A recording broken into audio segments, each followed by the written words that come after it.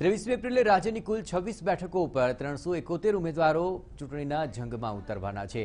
લોકસભાની ચૂંટણીની તમામ તૈયારીઓ ચૂંટણી પંચે પૂર્ણ કરી લીધી છે। હવે તો ઉમેદવારોની સ્થિતિ અને ચિત્ર પણ સ્પષ્ટ થઈ ચૂક્યું છે। રાજ્યની કુલ 26 બેઠકો ઉપર કુલ 371 ઉમેદવારો ચૂંટણી લડવાના છે, જે પૈકી સુરેન્દ્રનગરમાં સૌથી વધુ 31 ઉમેદવારો છે। રાજ્યમાં સૌથી ઓછા ઉમેદવારો પંચમહાલમાં છે। આ બેઠક પરથી માત્ર 6 ઉમેદવારો જ ચૂંટણી જંગમાં ઉતરશે।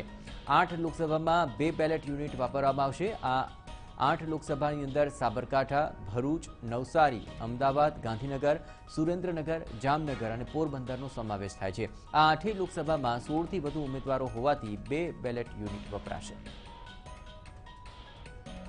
આજની તારીખમાં કુલ 371 છે એ કન્ટેસ્ટિંગ કેન્ડિડેટ્સ છે 24 લોકસભા સીટો માટે। એ પૈકી 8 સીટ છે સાબરકાંઠા, ગાંધીનગર, અમદાવાદ ઈસ્ટ, સુરેન્દ્રનગર, પોરબંદર, જામનગર, ભરૂચ, નવસારીમાં 16 કરતાં વધારે ઉમેદવારો કન્ટેસ્ટમાં છે, એટલે એના કારણે ત્યાં 2 BU વાપરવામાં આવશે અને એના માટે અમારા પાસે પૂરતી સંખ્યામાં બેલેટિંગ યુનિટ ઉપલબ્ધ છે।